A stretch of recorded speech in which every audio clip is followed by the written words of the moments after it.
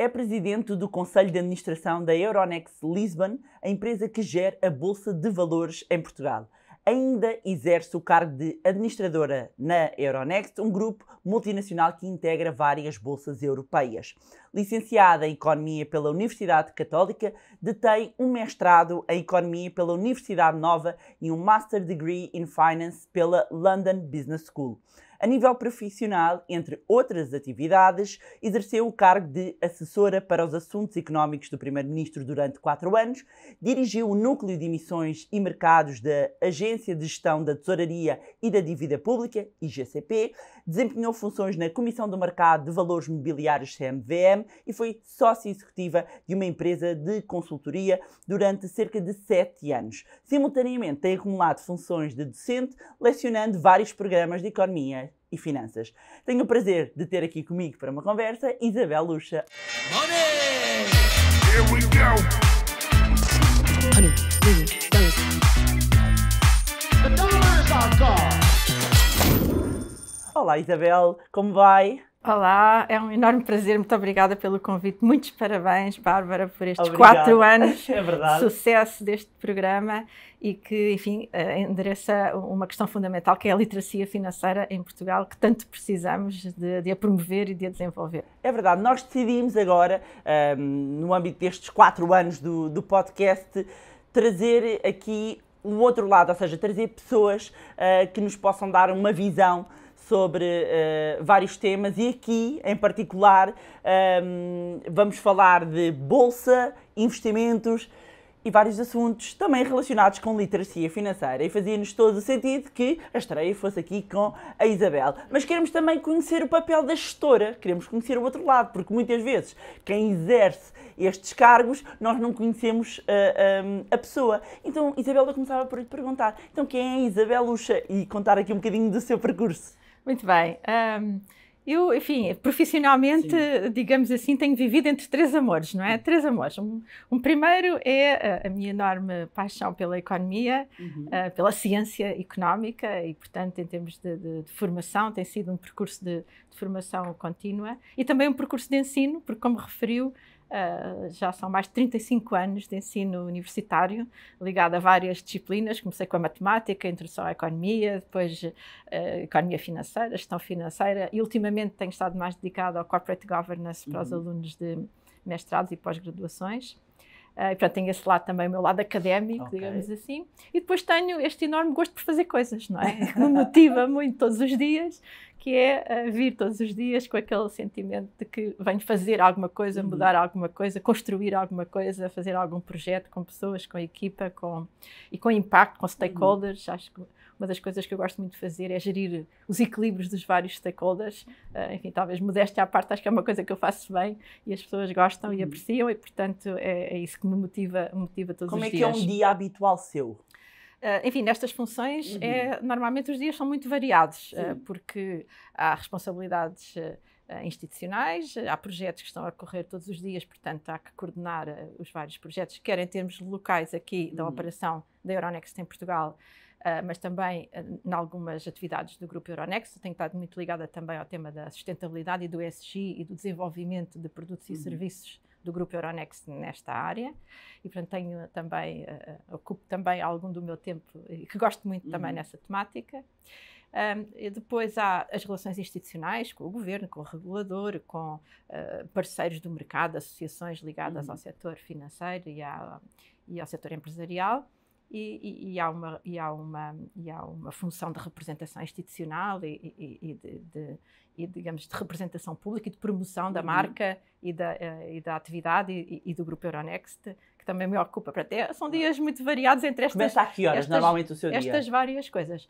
O meu dia começa normalmente cedo, antes de vir para aqui, porque eu tenho ali um momento de manhã. O que é que faz? Qual é que é o seu eu tenho uma rotina que é ir ao café, tomar o meu café todos os dias por volta das 7h30 da manhã, 7h30, e aloco ali mais ou menos 1 hora a ver as notícias, a ler alguns artigos que me interessam sobre coisas da atualidade, não é? Portanto, é ali um momento de informação, de formação, de pausa matinal e depois então é que venho. Chego aqui por volta das 9, 9h30 e depois tenho o meu dia de trabalho normal. Ao final do dia, muitas vezes tenho algumas responsabilidades mais sociais do ecossistema.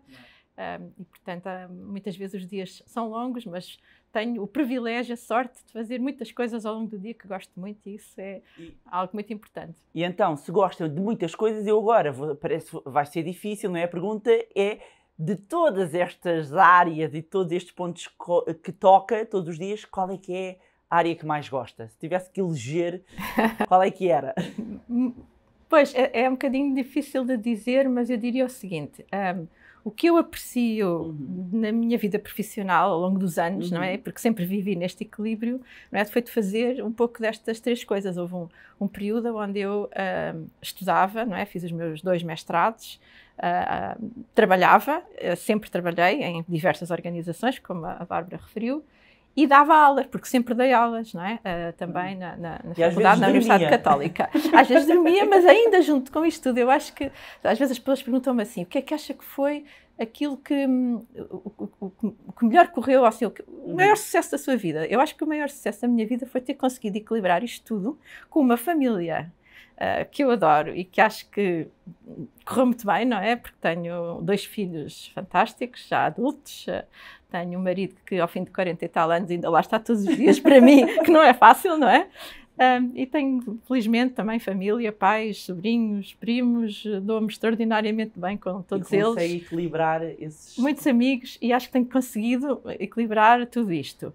Muitas vezes com, enfim, enfim, há sempre o outro lado da moeda, claro. Com uma disciplina de utilização de tempo que às vezes é muito difícil, muito asfixiante, digamos. E é asfixiante para mim própria, não é? Porque me imponho uma disciplina para conseguir conciliar todas estas coisas, mas porque sinto que às vezes essa disciplina também afeta aqueles que trabalham comigo e as pessoas que lidam comigo e isso às vezes também não é fácil de gerir. Portanto, claro. Tem o outro lado da moeda, que às vezes falta-nos um bocadinho de tempo para aqueles momentos mais... talvez relaxantes, de enfim, conversa sem objetivo, claro. Ou de convívio sem restrições, não é?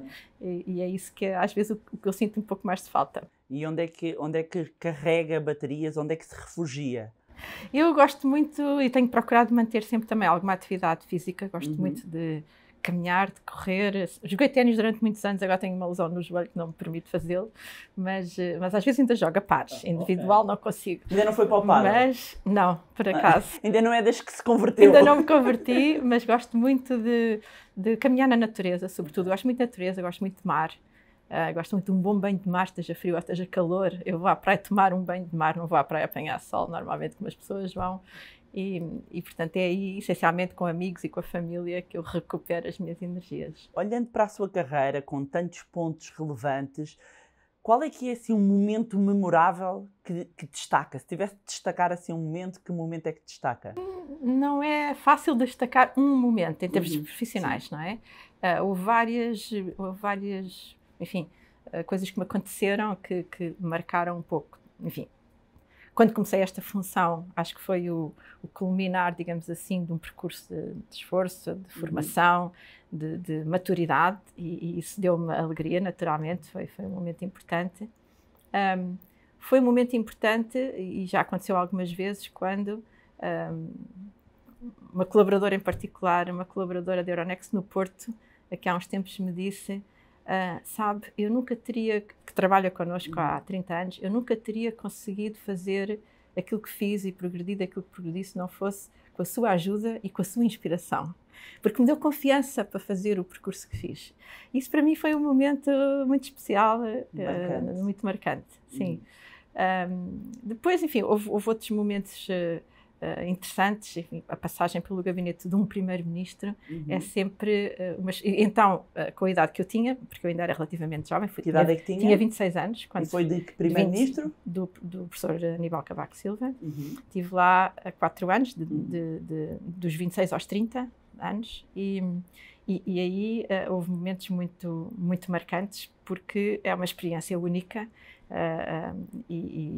E por vezes, enfim, acontecem coisas que nós não estamos à espera. Como por exemplo? Que possa contar. Exatamente. Primeiro,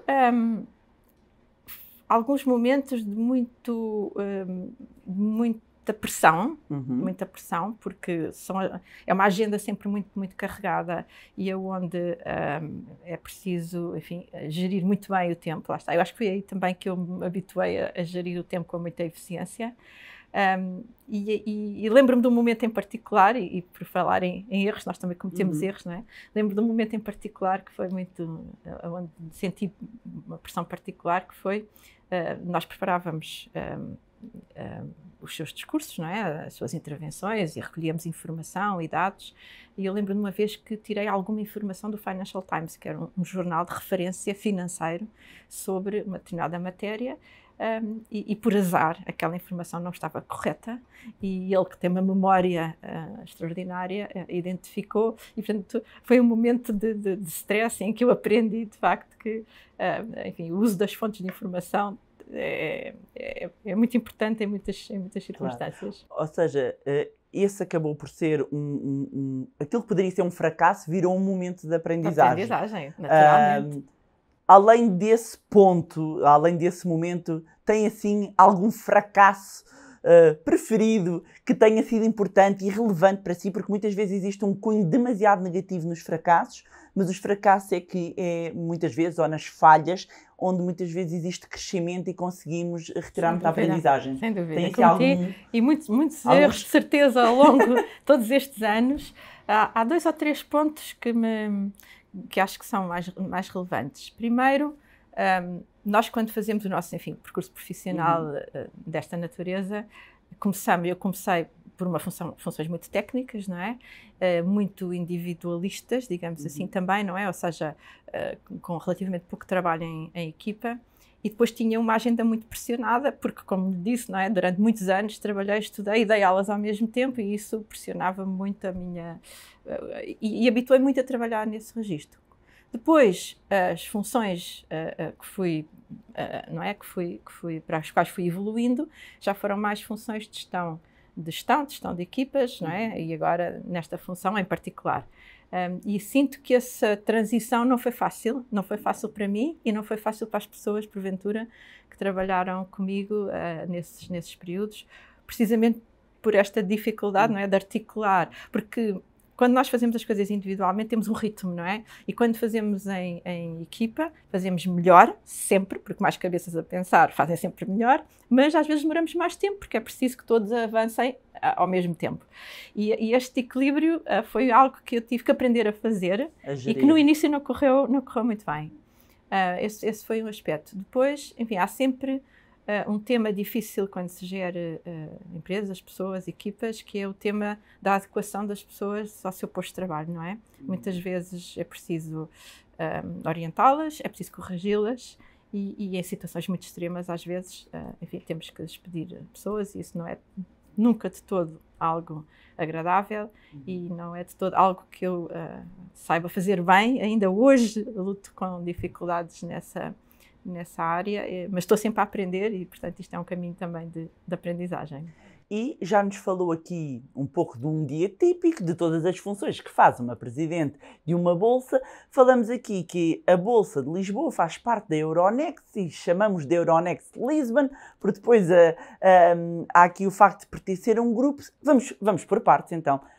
Afinal, o que é o Grupo Euronext? Explique-nos aqui para quem nos está a ver e ouvir também, a entender o que é o Grupo Euronext, porque às vezes existe uma confusão entre o grupo e a Bolsa em si. Sim, muito bem. Portanto, o Grupo Euronext é uma empresa que gera a Bolsa de Valores, não é?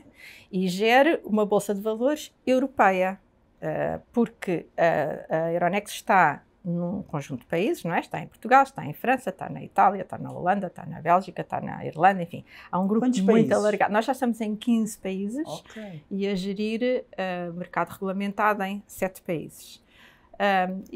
Mas temos títulos cotados, empresas cotadas, não só dos países onde a Euronext está presente, não só de países europeus, mas já temos cerca de 25% das empresas que estão cotadas na Euronext, que são de países fora da Europa, e fora do país onde está a sede operacional do grupo ou da empresa cotada. Portanto, é uma bolsa já, eu diria, multinacional, não é? Onde há muitos chamados listings internacionais, portanto, empresas internacionais que procuram a Euronext para se listar. Portanto, é uma empresa que gera uma bolsa europeia, nós designamos um mercado único, digamos assim, de capitais na Europa, e que depois tem presença nos vários países, se quiserem, não é? Portanto, digamos que há uma holding e há um conjunto de sucursais que depois Mas uma empresa gerem que está cotada presença em Lisboa só está cotada em Lisboa, não está depois, cotada na Europa. as empresas, quando se listam, não é? Quando se admitem à cotação,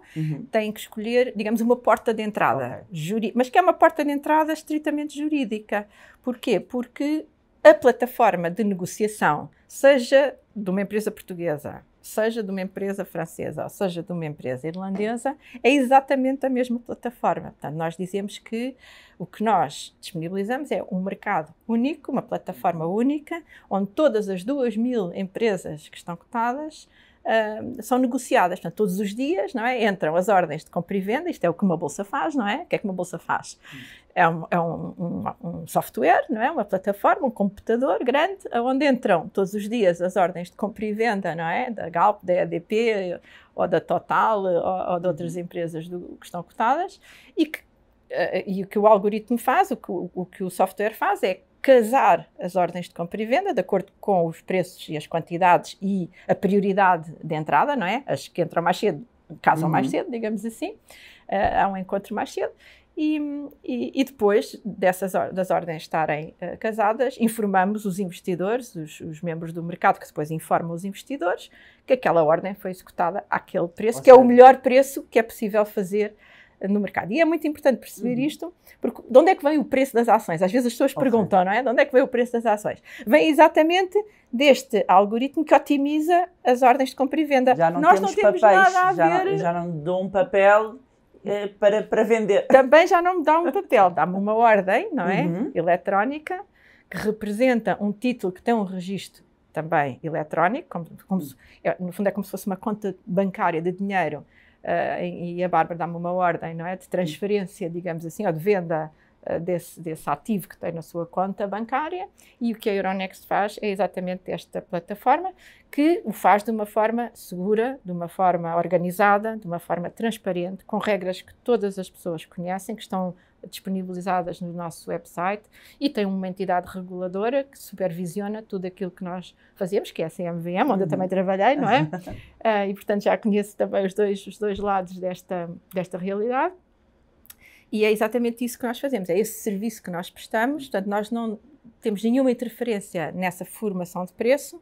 O preço a que cada dia, a que cada minuto, a que cada hora é possível transacionar uma ação, uma empresa, resulta precisamente daquilo que os compradores e os vendedores têm como valor, como valor que transmitem ao sistema, e o sistema otimiza as transações em função daquilo que cada um, do valor que quem está a vender está disposto a vender, e do valor que quem está a comprar está disposto a pagar para comprar aquele título, não é? E é daí que resulta o preço, precisamente. Mas uma empresa portuguesa que, por exemplo, queira abrir o capital em bolsa, não tem de o fazer só na Bolsa de Lisboa, pode fazer noutra bolsa qualquer.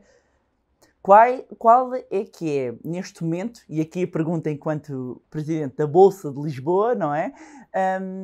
Qual é que é o incentivo que existe para, agora que tem havido imensas empresas a crescer, todos à espera de qual será o próximo unicórnio. Tivemos algumas empresas que escolheram outras bolsas até para cotar, porque há pouco estava a falar, tem a Euronext tem várias portas de entrada, e depois existem outros grupos. Para uma empresa portuguesa que queira vir a ter no horizonte abrir o capital, como é que se atrai uma empresa para cotar num grupo como a Euronext e não ir, por exemplo, para o mercado norte-americano? Primeira nota, quer em Portugal, quer no mundo em geral, a esmagadora maioria das empresas procuram sempre a sua porta de entrada no seu país de referência, digamos assim, onde têm, no fundo, a sua sede formal e operacional. Isso é uma prática que continua a existir, salvo algumas, muito poucas exceções, e Portugal tem uma ou duas exceções a essa regra, mas que de facto tem a ver com o quê?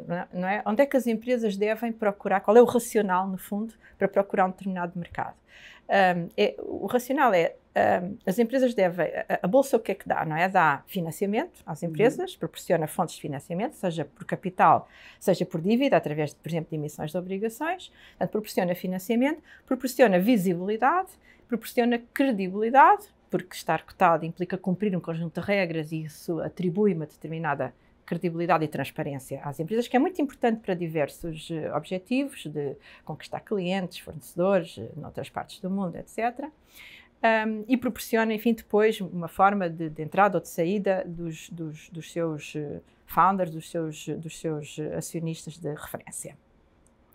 E, portanto, onde é que isto deve ser feito? Deve ser feito onde a empresa tem a sua atividade efetiva, não é? Ou seja, a empresa quer ganhar visibilidade aonde? Nos mercados aonde opera, nos países aonde opera. Quer recrutar investidores aonde? Naturalmente onde eles existam, mas também onde eles reconheçam melhor aquela empresa, não é? Porque vão valorizar uma coisa que conhecem melhor do que uma coisa que não conhecem, ou que está mais longínqua. Quer ter credibilidade aonde? Não é? Onde quer conquistar clientes.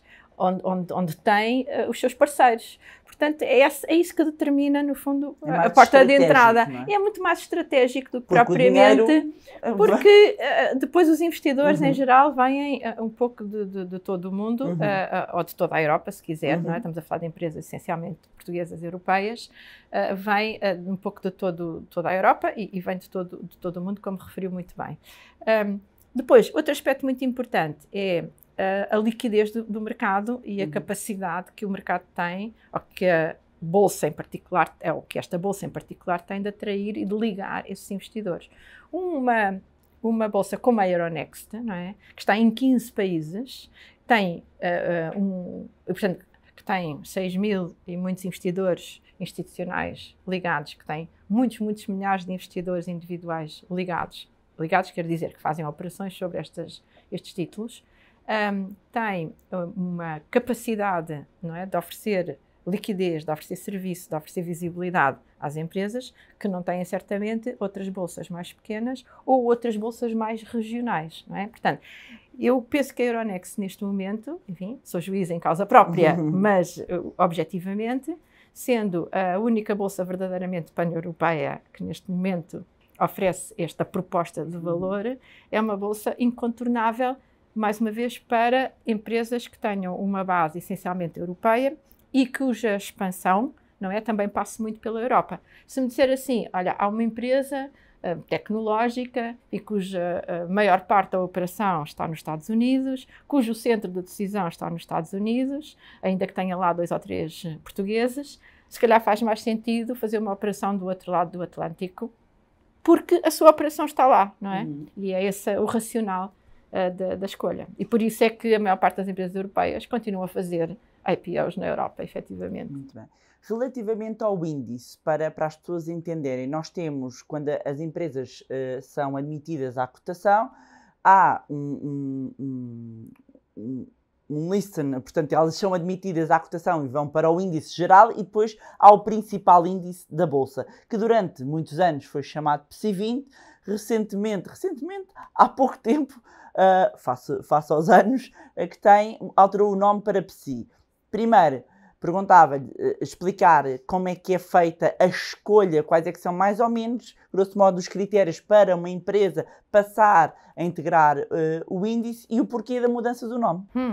Bem, antes de mais é muito importante perceber que, sobretudo desde que Portugal aderiu à zona euro, ou seja, desde que foi criada a zona euro, e não havendo quaisquer restrições de movimentos de capital entre os vários países que compõem da União Europeia e, em particular, da zona euro, os índices, a atividade de investimento e os índices, em particular, sofreram uma enorme transformação. Porquê? Porque os investidores começaram a olhar para as suas opções de investimento de uma forma muito mais alargada do que anteriormente, que muitas vezes se limitavam só a investir nas empresas do seu país, não é? Ou seja, os portugueses investiam nas empresas portuguesas e os franceses nas empresas francesas. Não significa que não exista ainda um enviesamento local, porque ele continua a existir, mas é muito, muito menos relevante e, sobretudo, nos investidores institucionais, então quase que desapareceu esse enviesamento local. O que é que isto significa? Que passaram a construir carteiras diversificadas de títulos em euros, não é? Não querendo correr risco cambial, ou até de títulos incluindo outras regiões e outras moedas, mas sobretudo em euros. Isto foi uma enorme transformação que depois também se traduziu na forma como nós construímos os índices e como as empresas participam e a relevância que esses índices têm. Neste momento, é muito mais importante para uma empresa portuguesa cotada estar incluída, por exemplo, no Stoxx 600, que é o índice das 600 maiores empresas europeias, ou mesmo no Euronext 100, que é o índice das maiores empresas, das 100 maiores empresas europeias, do que eventualmente até estar incluído no PSI. Porque os investidores têm essa lógica de investimento de portfólio. Isto é muito importante perceber. Não significa que o índice local não continue a ter relevância e não continuem a haver alguns investidores que continuam a ter carteiras mais locais ou com mais peso de empresas portuguesas e o índice continua a ser uma referência para esses investidores e, enfim, um pouco para a economia em geral, porque os índices de mercado também têm esta característica que funcionam um pouco como indicadores avançados da economia, não é? Ou seja...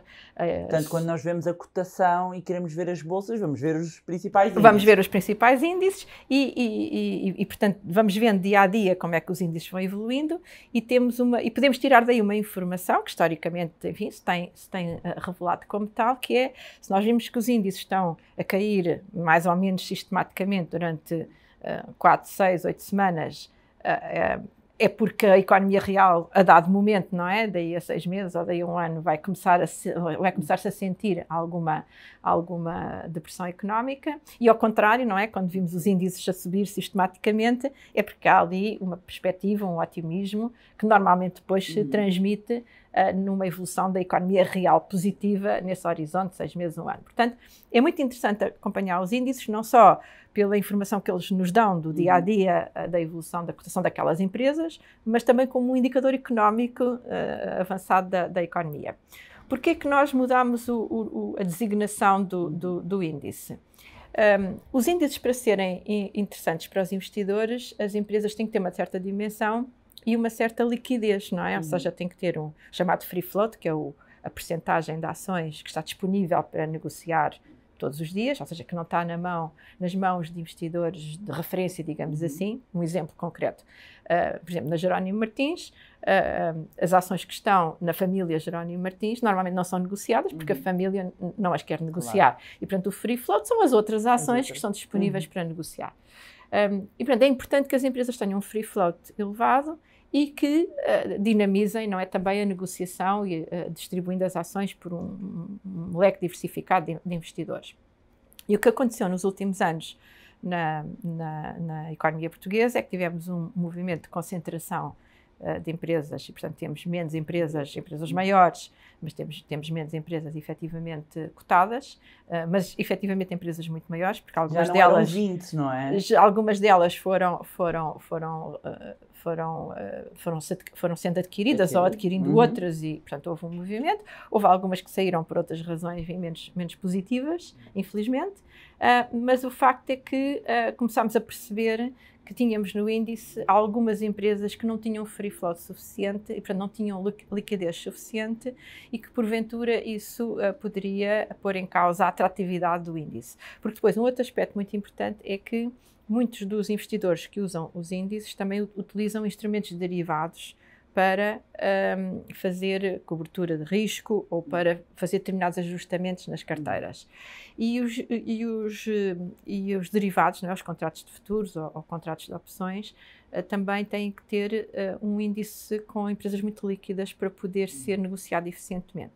E por isso começámos a perceber que tínhamos que ter mais flexibilidade e, portanto, que o número 20 limitava-nos um pouco em termos dessa flexibilidade e, portanto, resolvemos ganhar o 20, mantivemos o PSI, que, aliás, muitas pessoas até já usavam o nome PSI, já não diziam PSI 20, diziam PSI, não é? E, portanto, aproveitámos o facto, não é, do PSI continuar a ser a marca de referência e ganhámos essa flexibilidade que é importante. já tem uma grande experiência, voltando aqui a um lado mais pessoal, mas já tem uma grande experiência aqui na Bolsa. De certeza que há histórias engraçadas e caricatas que possam envolver pequenos investidores ou não, porque eu sei que há sempre aqui, que eu gostava que partilhasse algumas histórias que muitas vezes são dúvidas até de quem nos vê. Para outras pessoas vai ser estranho, mas que todos os dias acabam por, ou de tempos a tempos, acabam por ter que histórias assim diferentes é que tem que possa partilhar connosco. Sim, se lembre sim. daquelas que ficam quando se encontram, mesmo as pessoas que trabalham aqui na Bolsa, é verdade. nos jantares de Natal, e aquela que aconteceu. É verdade. Enfim, eu acho que as histórias talvez mais caricatas são relacionadas com aquelas, enfim, talvez pessoas ou pessoas mais idosas que muitas vezes não perceberam a determinado momento que a Bolsa, a forma como nós operamos, não é? A Bolsa evoluiu muito, sobretudo a partir do momento em que automatizámos todos os processos, ou seja, em que os títulos deixaram de ser físicos, deixaram de ser papel, não é? Passaram a ser registros eletrónicos. E a partir do momento em que a negociação deixou de ser física, não é? Ou seja, os corretores deixaram de se encontrar numa sala e trocar os papéis, e tudo isso passou a ser feito por um algoritmo eletrónico que ninguém vê, não é? E que depois gera mensagens para os investidores a dizer você comprou, você vendeu, e as pessoas às vezes recebem essas mensagens do seu banco e nem percebem bem de onde é que vem essa informação. Ela vem de facto do nosso sistema, não é? Que depois emite essas informações para os bancos e os bancos depois distribuem pelos seus investidores. Portanto, nenhum investidor acede diretamente à Euronext, é preciso também perceber isso. Tem sempre que vir através de uma plataforma do seu banco ou dos seus bancos, que depois dão acesso ao sistema de negociação da Euronext. Mas já aconteceu vir cá investidores. Sim, mas depois o que é que aconteceu? O que acontece, às vezes, enfim, agora muito esporadicamente, mas houve um período em que isso acontecia, havia investidores que tinham títulos físicos que não se aperceberam que tinha havido essa conversão e que depois vinham à Bolsa com os sacos dos papéis para tentar, enfim, comprar, vender. Enfim, depois nós explicávamos-nos que não, tinham que entregar, de facto, os títulos na central de liquidação, tinham que os transformar em títulos eletrónicos para depois poderem negociá-los, mas também tivemos situações, infelizmente, de algumas pessoas que tinham títulos antigos, até alguns anteriores à Revolução do 25 de Abril, antes da mudança que houve, não é? De regime, muitas empresas que inclusive já não existiam, não é? Mas que na gaveta de algum avô as pessoas encontravam aqueles títulos e depois vinham aqui perguntar se podiam comprá-los, ou podiam vendê-los, ou se podiam, enfim, fazer alguma coisa com eles. E, portanto, nós depois tínhamos que explicar. E, portanto, essas situações, digamos, caricatas de uma mudança que foi enorme, não é? Que foi da digitalização de toda esta atividade e que eliminou praticamente todos os elementos físicos que haviam anteriormente. O tal floor, não é? Porque é interessante, nós estávamos a entrar aqui, vínhamos com a equipa e algumas pessoas até da nossa equipa olham e existe se calhar um bocadinho um perpetuar em Nova Iorque, ainda temos, apesar que eles estão lá, mas continua a ser tudo eletrónico, mas eu costumo dizer que Hollywood perpetuou-nos este romantismo de que há pessoas em todas as bolsas a gritar e a compra e a venda dos títulos. Aqui não há, Isabel. Pois não. Não, já não há. Aliás, também já nem sequer há em Nova Iorque, devo dizer, não é? Já não há. Eu penso que em bolsa nenhuma do mundo que eu tenha conhecimento a negociação física. O que ainda acontece em alguns edifícios de algumas bolsas, e nós temos isso, por exemplo, na Holanda, em Amsterdão, em Nova Iorque também existe essa possibilidade, nós cedemos espaço para que alguns intermediários financeiros, alguns bancos, possam ter no nosso espaço os seus traders, não é? Portanto, as pessoas que negociam, mas que estão sentadas em frente a um computador a fazer a negociação. Não estão a negociar umas com as outras. Estão ali, pura e simplesmente, naquele escritório, como podiam estar noutro escritório qualquer. Aliás, como até podiam estar na praia ou no campo. Porque hoje em dia, não é? Nós com um simples smartphone, e para aquelas pessoas que nunca investiram, eu recomendo vivamente Hoje em dia, com um simples smartphone e uma aplicação que qualquer banco disponibiliza hoje em dia e que são muito, muito fáceis de utilizar, consegue comprar, vender, acompanhar a sua carteira com 2 ou 3 ecrãs muito simples e muito bem feitos. Nós temos bancos que desenvolveram essas aplicações e que as foram aperfeiçoando ao longo dos anos. Portanto, a função de investimento, ou as possibilidades que existem de investimento, como digo, acesso a um leque muito, muito alargado de empresas, de títulos, seja ações, seja obrigações, sejam outro tipo de instrumentos, quer que sejam portugueses, quer sejam, enfim, europeus e até globais. E a forma como essas plataformas funcionam torna hoje em dia muito fácil fazer investimento, e também um outro aspecto muito importante, que é o acesso à informação, não é? Também, antes de começarmos esta entrevista, estávamos a dizer que haviam às vezes pessoas que vinham aqui não na Avenida da Liberdade, mas quando estávamos nas nossas outras instalações, vinham muitas vezes passar o dia em frente ao ecrã da Euronext, porque não tinham outra fonte de informação para irem acompanhando a evolução dos seus investimentos. Isso hoje em dia, obviamente, já não acontece, porque lá está, qualquer pessoa, através de uma aplicação muito simples que o seu banco disponibiliza, consegue em tempo real saber exatamente, não é, como é que estão a evoluir os seus investimentos, título a título, em termos globais, comparativamente com um índice, por exemplo, ou comparativamente com outras carteiras de referência. Portanto, essa função hoje está extraordinariamente facilitada. E daí também, é muito interessante que nós estejamos a ver que temos muito mais investidores individuais, portanto, o investidor individual que em alguns períodos da história recente terá tido alguma retração, e alguns terão saído em função de períodos mais difíceis que passámos e situações que tivemos com determinadas empresas, mas há, isto também não é só em Portugal, mas em Portugal particularmente, o movimento até é mais intenso, estão a entrar muitos novos investidores individuais no mercado, relativamente jovens, que, enfim, têm as suas poupanças e querem ser donos, digamos assim, da sua vida financeira, e que têm mais literacia financeira, têm muita literacia digital, porque já nasceram neste mundo do digital e, portanto, lidam muito bem com estas plataformas e com estas formas de negociar. Curiosamente, muitos deles gostam muito de escolher os seus próprios títulos, não gostam muito de investir em fundos de investimento, por exemplo, que é uma forma muito eficiente de investir, mas são jovens que gostam de investigar, de conhecer, de acompanhar, e portanto escolhem os seus próprios títulos e negociam com mais frequência, não é?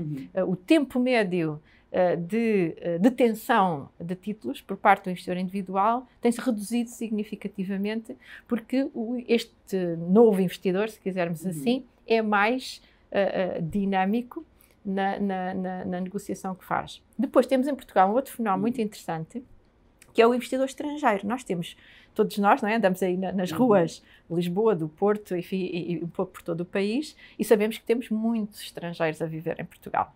E muitos estrangeiros que têm vindo a viver, ou, enfim, durante todo o tempo, ou parcialmente, não é? Durante todo o ano, ou partes do ano, mas muitas pessoas também com um nível de poupança, de riqueza individual significativo, e que têm trazido uma parte dessa riqueza para Portugal, felizmente, e que têm investido através do nosso sistema financeiro, não é? Dos nossos bancos, onde têm aberto contas e onde têm,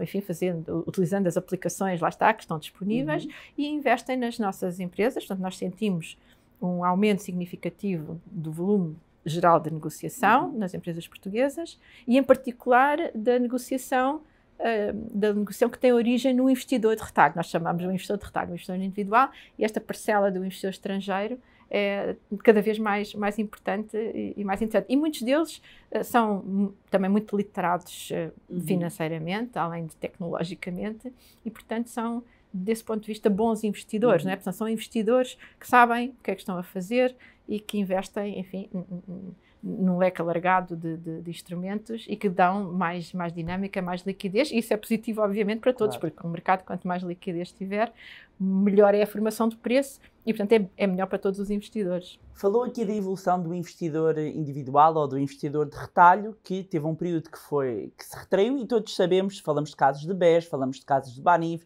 até de Portugal Telecom, portanto que efetivamente afastaram o investidor português que já tinha baixa literacia financeira. Com estas situações que aconteceram é normal que fique com certo receio relativamente aos investimentos e investimentos que passam pela Bolsa.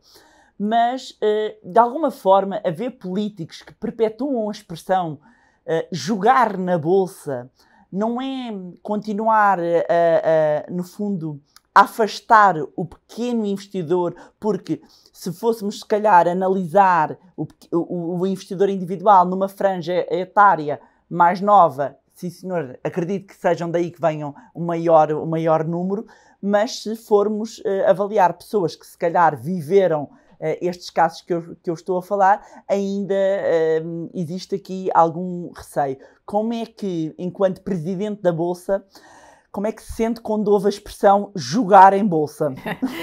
Fico sempre muito irritada, devo dizer, e muito mal impressionada com quem usa essa expressão. E nós temos aqui, aliás, uma brochura que se chama A Bolsa Não é um Jogo. Exatamente, foi dos primeiros projetos que eu fiz quando vim trabalhar aqui para a Euronext, foi exatamente criar uma brochura que se chama A Bolsa Não é um Jogo.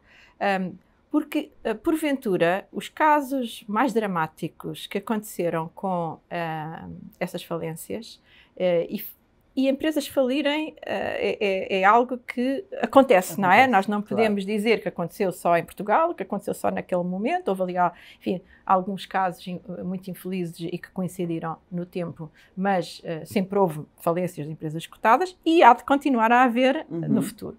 O que é importante é que, lá está, as pessoas tenham a literacia suficiente para perceber isso e para terem estratégias de investimento muito diversificadas que minimizem o impacto negativo que pode ter uma empresa que corra menos bem no seu investimento.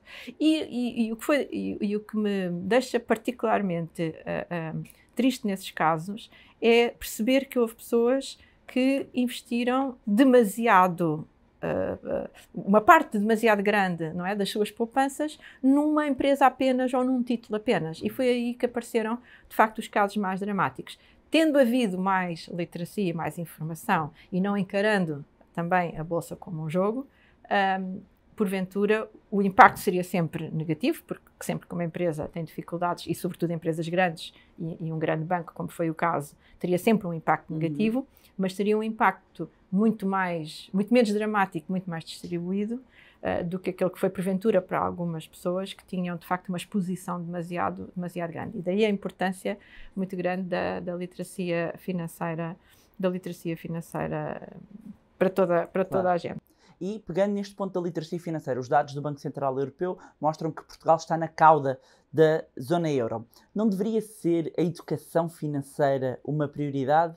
Ou alguém está a ganhar com a ignorância das pessoas? Pois, sem dúvida. Eu tenho dito muitas vezes, e sempre que me encontro com membros do governo ou com outras pessoas que podem ter alguma influência nestas matérias, que todos os nossos jovens no ensino secundário, sobretudo entre o 10º e o 12º ano, deveriam ter obrigatoriamente uma matéria de literacia financeira básica. Deviam saber, não é, como é que se faz um crédito, o que é uma taxa de juro, o que é que significa, não é, o endividamento, desde logo, porque há muitas pessoas que uma das coisas que fazem é comprar uma casa e contrair uma dívida, e portanto é muito importante perceber esse aspecto da nossa gestão financeira.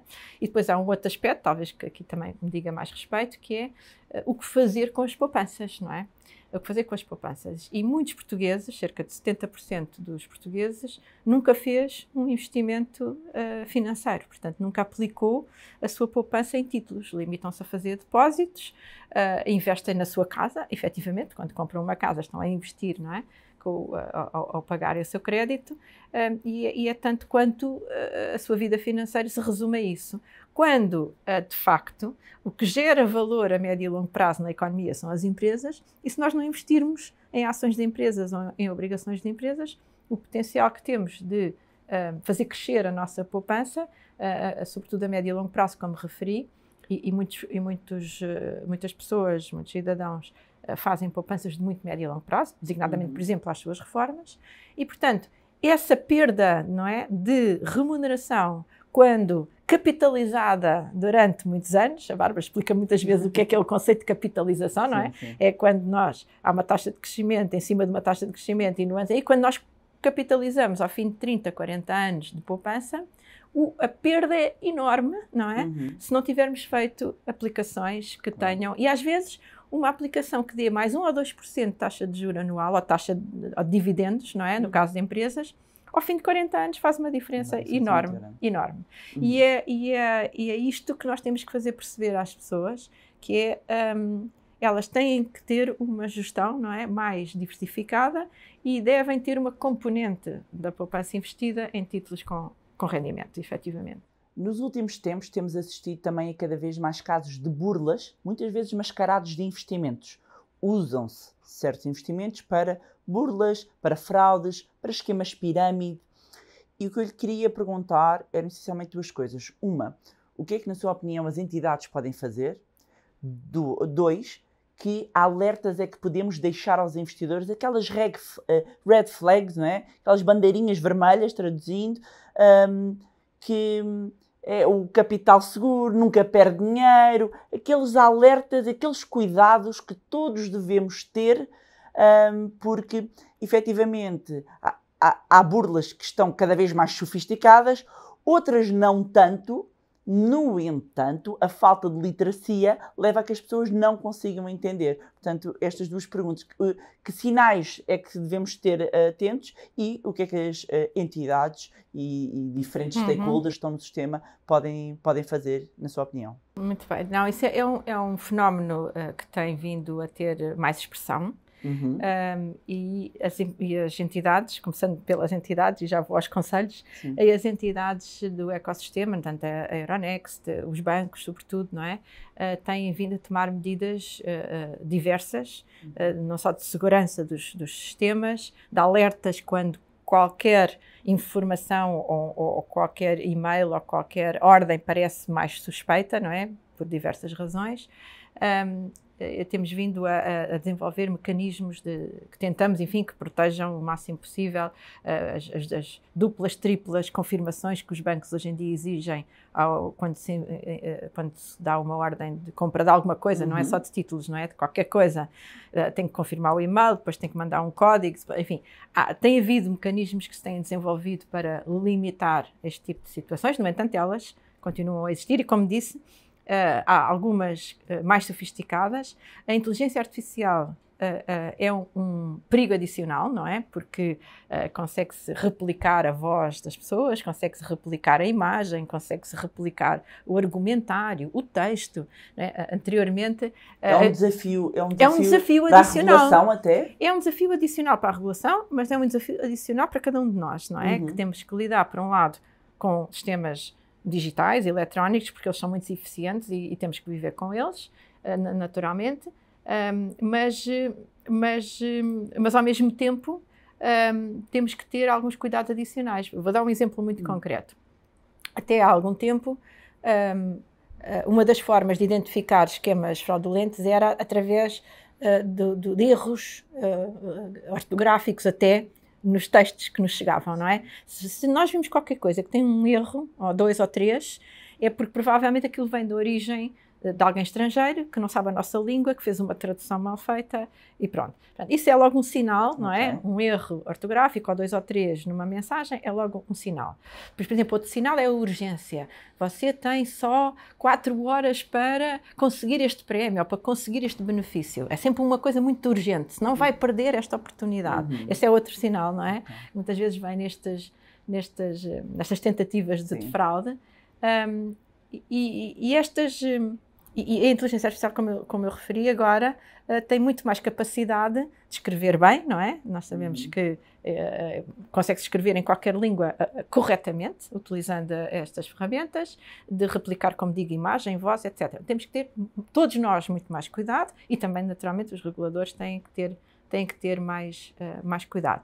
Mas, dito isto, ainda assim, penso que o esforço conjunto de bancos, bolsa, reguladores, a Entidade Nacional de Cibersegurança e outras entidades governamentais, o esforço conjunto tem conseguido limitar, ainda assim, significativamente os problemas, não é? E, sobretudo, os problemas graves, não é? Ou seja, as situações onde as pessoas possam ser lesadas em montantes significativos. Uhum.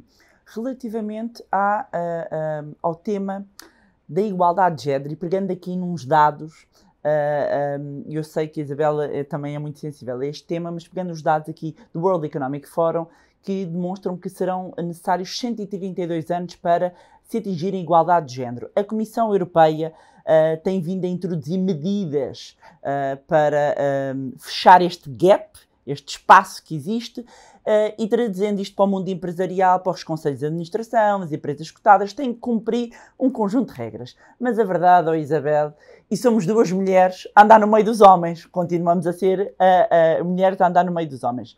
E eu queria saber se, para fecharmos este gap, se precisamos mesmo das cotas, se é a única forma que nós temos é termos as cotas. Gostava de ouvir aqui a sua visão, ou quando é que vamos chegar ao ponto em que só temos que avaliar o talento?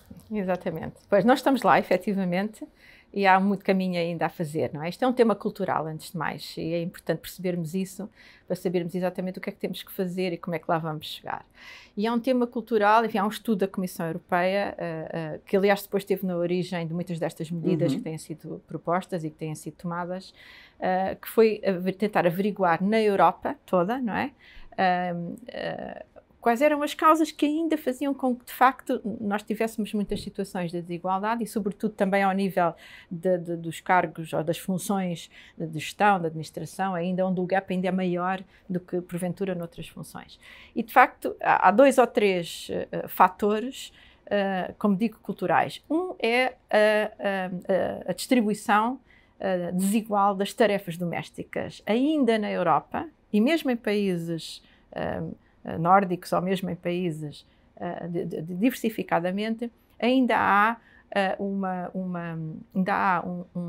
a cultura ainda é de que a mulher tem determinadas tarefas domésticas e de cuidar dos filhos, e o homem não tem tanto essas tarefas e dedica mais tempo, no fundo, depois também à sua profissão. Isto é algo que está enraizado na cabeça das pessoas e que na cabeça das próprias mulheres, e que elas muitas vezes até se autolimitam a elas próprias, nem concebem, digamos assim, outra forma de vida, porque aquilo está na cultura. É suposto ser assim. Porque é suposto. Não é? Que não é, não é? Que não é, exatamente. Não estão a ver, quem está no carro, se calhar a ouvir, não está a ver as nossas aspas, não é? Não é, efetivamente. Mas é como muitas vezes as mulheres culturalmente veem o seu papel. Exatamente. Pronto. Portanto, esse é um aspecto.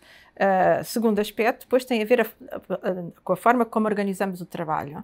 Ainda há muitos setores de atividade e muitas empresas onde, ou por exemplo, há horários demasiado longos, ou há horários que não estão organizados para as pessoas, seja mulheres ou homens, poderem ir buscar os seus filhos à escola, por exemplo, às 4h30 ou às 5h da tarde, onde se fazem turnos que às vezes podiam ser organizados de outra forma, e portanto há que repensar muito o mundo do trabalho para ter em conta, não é, este equilíbrio, seja para os homens, seja para as mulheres, entre a vida pessoal e profissional. Portanto, esse é outro grande vetor. E depois há algum preconceito inconsciente, muitas vezes, isto mais também ao nível do recrutamento para funções mais de gestão ou mais de organização, de que há determinadas funções onde ser um homem talvez tenha mais autoridade do que ser uma mulher, que também é uma ideia completamente errada, mas existe esse preconceito inconsciente. Mas é preciso trabalhar estas várias vertentes. É preciso mudar esta cultura e todas estas ações, não é, de sensibilização, de informação, procurarmos, lá está. E depois há um trabalho para as empresas, para os setores, e há um trabalho para os governos. Vamos por partes, não é? Do lado das empresas, nós na Euronext orgulhamos-nos de ter feito aqui um caminho muito interessante, mas muito determinado, porque se não fosse muito determinado não tínhamos conseguido já a evolução que fizemos, de recrutar mais mulheres, no sentido de procurar mais CVs de mulheres cada vez que fazemos um recrutamento. Nós estamos na área, nas duas, talvez piores áreas. Mas recrutam pelo talento, não recrutam sempre por ser pelo mulher. talento, sempre pelo Sim. talento, mas fazemos um esforço para, quando se vai fazer um recrutamento, que haja também CVs fazer um e não esforço serem só homens. e não serem, porque Claro. aí começa logo o enviesamento, não é? Se nós Sim, não sim, temos sim. por onde escolher, só escolhemos, Claro. escolhemos com enviesamento. E depois, uma vez feito havendo mais equilíbrio no recrutamento, fazê-las depois crescer dentro da organização, através de programas de mentoring, de coaching, mentoring de outras mulheres dentro da organização relativamente a mulheres mais jovens. Temos um programa de mentoring a decorrer já há vários anos, de coaching interno e externo, e de sistematicamente e de transparência interna, ou seja, todas as áreas da Euronext há um indicador do equilíbrio de género e os gestores têm que, de vez em quando, explicar porque é que aquele equilíbrio não está a evoluir positivamente. Qual é que é o equilíbrio atualmente? Exatamente. Nós temos atualmente, na empresa como um todo, cerca de 65% de homens e 35% de mulheres, mas partimos de uma base bastante pior. Mas, por exemplo, nos órgãos de administração já temos 40% no Conselho de Supervisão de Mulheres e no Conselho de Administração 1/3, portanto 33% são mulheres. Que há 5 anos atrás não tínhamos nenhuma, não é? Preciso ver de onde é que se partiu. Nós não tínhamos uma única mulher no Conselho de Administração da Euronext Grupo e tínhamos só uma mulher no Conselho de Supervisão que tem 11 membros, salvo erro. Okay. Portanto, foi uma evolução, Claro. uma evolução enorme. Isto é o papel que as empresas podem ter, devem ter neste tema e ajudar a sensibilizar. Nós fazemos muitas sessões também de sensibilização para homens e para mulheres, não é? Sim, porque para a tem que trazer os homens para a solução. Claro, senão É a única nada forma, vai acontecer, não é? Isto tem que ser uma mudança cultural dos homens e das mulheres para o tema. Depois perguntam pelas cotas, não é? O que é que as cotas... Eu, por princípio, digamos assim, não sou muito favorável a cotas. Penso que as mulheres fizeram um caminho enorme.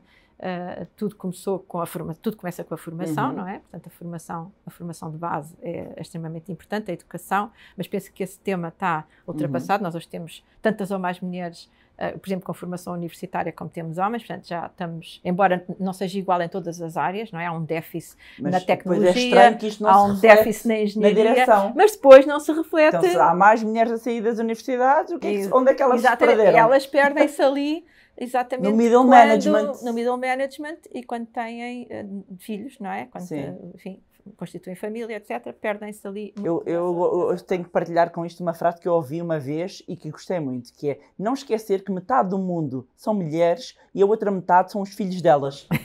E eu adorei isto, porque é importante que os homens percebam que ninguém está aqui a falar de ultrapassar pela direita ninguém está a falar aqui de direitos a mais. É simplesmente não ficar pelo caminho simplesmente porque nasceu mulher. Exatamente. É o ponto, é conseguir não ficar pelo caminho, é fechar, quando falamos de fechar o gap, e que mesmo que homens que são gestores um dia vão ter filhas, têm mães, têm irmãs, portanto, este é um tema de todos, não é um tema só de alguns. Isabel, perguntava-lhe, agora já estamos quase aqui no final, se fosse primeira-ministra e se tivesse o poder para tomar uma decisão, fosse ela qual fosse, o que é que punha agora na agenda e o que é que considera importante? E pode ser qualquer tema, qualquer área. Não, eu penso que Portugal precisa de mais atenção sobre o que é que nos pode continuar a fazer crescer enquanto país, enquanto economia, o que é que pode acelerar o crescimento das empresas. Nós temos boas empresas, estamos numa posição privilegiada. Neste momento há uma grande atenção sobre o país, é uma enorme oportunidade, porque toda esta vinda de estrangeiros, todas estas pessoas, não é, que vêm cá, mesmo em turismo, ganham uma visão sobre Portugal, que normalmente é sempre muito positiva. Somos um país extraordinariamente seguro, temos uma enorme abertura ao investimento estrangeiro, mas há aqui alguns fatores que continuam a fazer com que este enorme potencial não se materialize numa dinâmica maior e num crescimento maior. E, portanto, é preciso dar atenção a este problema. O que é que nas nossas empresas por um lado, e o que é que na forma como o Estado está organizado e os principais serviços públicos funcionam, o que é que está a impedir que as empresas, que o país cresça mais. Na sua opinião, o que é que está a impedir? Tem que se colocar o esforço. Do lado da atividade económica propriamente dita, enfim, há um relativo consenso de que temos que simplificar muito a administração pública em muitas áreas, não é? Há muitos serviços que continuam a ser muito demorados e pouco eficientes, não é? Ao nível de licenças, ao nível de autorizações, ao nível da gestão do próprio sistema fiscal. Enfim, há um conjunto de áreas que têm que ser muito mais flexibilizadas e muito mais agilizadas. E ao nível do mercado de capitais, há que perceber, não é, que as empresas precisam de financiamento para crescerem e que temos que facilitar esse processo e ser capazes de ter um mercado de capitais mais dinâmico e mais atrativo, e não só para as empresas, mas também para os investidores. E, portanto, aqui há alguns incentivos. Nós temos tido um diálogo com o governo, com os vários governos a este nível, e algumas coisas têm sido feitas, mas podia-se fazer mais, e há outros países na Europa que estão a fazer mais, bastante mais, por nesta vertente. E depois temos uma outra vertente que a mim me parece muito importante, que é, nós temos um conjunto de serviços públicos, ou seja, temos uma administração pública que tem um peso significativo na economia, e que a maior parte dos cidadãos sente que não retira destes serviços o valor que efetivamente, ou o serviço que efetivamente paga por eles, não é? Ou seja, nós pagamos muitos impostos, mas depois, frequentemente, ouvimos as pessoas dizer: mas o sistema de saúde não funciona e a educação tem muitos problemas, que são aqueles, enfim, serviços básicos que esperamos que o Estado nos forneça, e que as administrações, lá está, públicas, que atribuem licenças e que atribuem autorizações e que fazem verificações, demoram sempre muito tempo a produzir esses serviços. Portanto, há que ganhar eficiência na forma como a administração pública funciona, tendo em conta o custo que ela tem. Muito bem. Tenho aqui, para finalizarmos, o que nós chamamos um quick quiz, ou seja, umas perguntas muito rápidas aqui, mais pessoais, aqui com um lado mais financeiro e outros não. Está pronta? Podemos avançar? Então vamos a isto. Primeiro, o que é que comprou com o seu primeiro ordenado? Lembra-se? Eu acho que eu guardei uma boa parte, poupei uma boa parte do meu dinheiro, porque eu sou relativamente poupada, mas não comprei nada, mas paguei um jantar à família toda. Muito bem. Qual é que foi o melhor investimento que já fez? Eu tenho uma política de investimento muito diversificada, desde sempre, não é? Aliás, fui uma autodidata nesta matéria, enfim, tive formação financeira, fiz um Master in Finance, não é? Numa cidade financeira por excelência, não é? Em Londres. E, portanto, sou muito autodidata, mas sempre fiz sempre fiz investimentos muito diversificados, que tiveram também retornos em linha com aquilo que é a expectativa do mercado. Portanto, não tenho assim um investimento que eu tenha dito: olha, este investimento foi assim extraordinário face aos outros, porque tenho esta política de diversificação. E qual foi o pior investimento que fez? Não tive, lá está, também não tive um investimento que me tivesse causado uma perda muito significativa. Não tem que ser um investimento, às vezes pode ser, sei lá, um carro. O pior investimento ou qualquer coisa. Sim, não tenho memória, okay. Não. E uma viagem de sonho? A viagem de sonho fiz à Austrália e à Nova Zelândia. Muito bem. E tem algum montante em mente que a faria deixar de trabalhar? Não, olha, eu tenho a sorte de gostar muito daquilo que faço, e, portanto, quando nós gostamos daquilo que fazemos, eu acho que não haveria nenhuma razão para deixar de trabalhar, mesmo que houvesse algum montante de riqueza que de repente caísse na minha vida. E algum hábito fora do comum que tenha, ou uma curiosidade sobre si que ninguém sabe? Também, como referi, enfim, eu fora do meu dia-a-dia de trabalho, de facto, aquilo que eu gosto muito de fazer é ir para a natureza, caminhar, correr, tomar um banho de mar, mesmo quando está frio, e mesmo quando está a chover, já tem acontecido, e talvez isso seja a coisa mais excêntrica que eu costumo fazer. Ok. E que objeto é que não venderia por dinheiro nenhum? A minha casa. Ok. E um livro ou alguns livros que consiga destacar que tiveram uma influência positiva na sua vida? Olha, eu gosto muito de ler, sempre li muito, não é? Isso é uma coisa que faz parte da minha vida, como disse, às vezes leio de manhã, outras vezes leio à noite, livros sempre. Agora leio também livros digitais, não só físicos, porque são mais fáceis de carregar, não é? Mas li alguns livros, mas houve um período da minha vida que eu li muito e que aprendi muito, que foi quando instalou a crise de 2008. Quando instalou a crise de 2008, eu nunca imaginei, devo dizer, que nós pudéssemos voltar a viver uma crise quase semelhante ao que tinha acontecido em 1929 ou nos anos 40, não é? Portanto, aquilo para mim foi um choque, não é? O que aconteceu foi um choque. Como é que é possível, não é, que o mundo não tenha aprendido com aquilo que foram as crises do passado recente, não é? Há algumas pessoas que ainda se lembravam, que ainda são vivas, não é? Ainda se lembravam. E, portanto, eu fui ler tudo aquilo que encontrei de história económica que me pudesse ajudar a perceber. Algum livro de destaque? Tive dois mentores que me apoiaram, não é, nessa minha pesquisa, que foi o professor João Luís César das Neves, aliás, com quem trabalhei durante muitos anos e que tem sido uma referência na minha vida profissional e pessoal, e o professor Miguel Ataíde Marques, com quem eu trabalhava na altura, que era aqui o presidente da Euronext. E lembro-me que li 2 ou 3 livros que me marcaram particularmente. Um deles foi o This Time is Different, que explica as crises financeiras e as euforias e os ciclos económicos dos últimos 700 anos. É um livro notável, tem umas partes um bocadinho, enfim, mais académicas, porque foi escrito por 2 professores universitários, um casal de professores universitários, mas que é um livro absolutamente notável, porque de facto nos põe em perspectiva todas estas flutuações que existem nos mercados e na economia. Lembro-me que li do professor Galbraith 1929, a crise, um livro que ele escreveu só sobre a crise de 1929, e li algumas coisas do Stiglitz e de outros autores que escreveram muito na altura sobre a crise financeira, uns mais otimistas, outros mais pessimistas. Procurei perceber exatamente o que é que estava ali a acontecer. Portanto, foi um período de grande aprendizagem, além de estar a sentir todos os dias, não é, o impacto que tudo aquilo estava a ter nos mercados. Portanto, foi um período de enorme aprendizagem. E o melhor conselho financeiro que recebeu e foi de quem? Mais uma vez, eu fui muito autodidata, nunca procurei conselhos financeiros, nem sequer na família. O meu pai sempre foi uma pessoa que só faz investimentos reais, não é? Ele não é uma pessoa que gosta muito de investimentos financeiros, portanto, nem sequer com ele, nem sequer aprendi com ele nessa matéria, não é?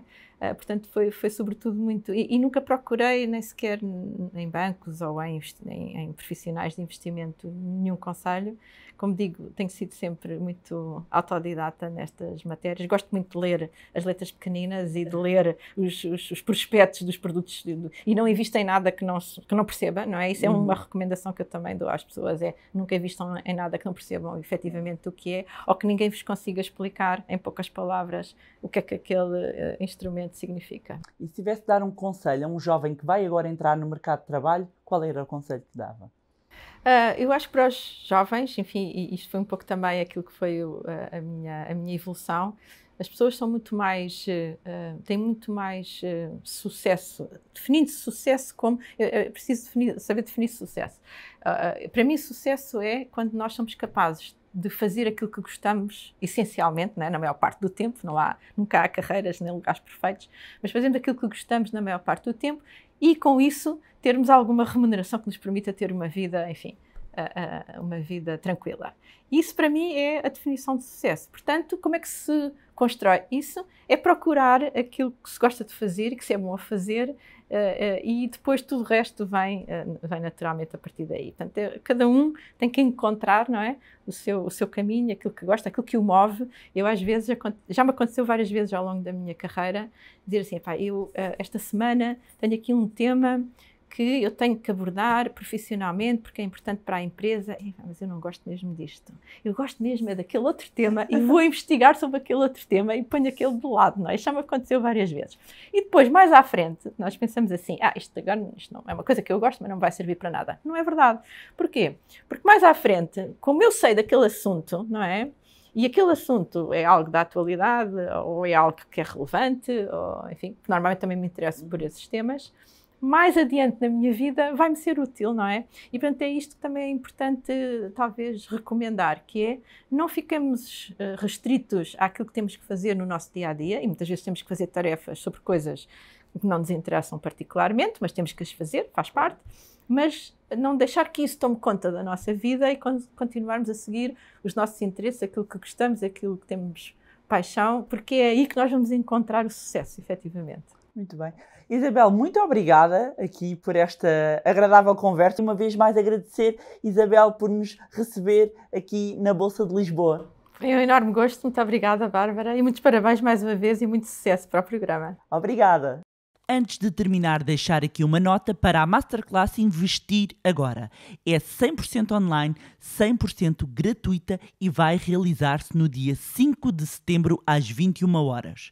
A única coisa que tem de fazer para garantir o seu lugar é inscrever-se no link que vai encontrar na descrição deste episódio. Se quer aprender a investir, se não sabe como começar, se quer preparar-se para o novo contexto que aí vem, então garanta já o seu lugar na Masterclass Investir Agora. Já sabe também que pode continuar a acompanhar-nos nas nossas redes sociais, Facebook, Instagram, LinkedIn, cujos links também vou deixar na descrição deste episódio, juntarem-se ao nosso grupo no Telegram e, mais uma vez, não se esquecerem de subscrever o podcast através da plataforma que estiverem a ouvir. Se gostaram do conteúdo e acham que vai ser útil a outras pessoas, partilhem. Quanto a nós, encontramos no próximo Money Bar. Money! Here we go.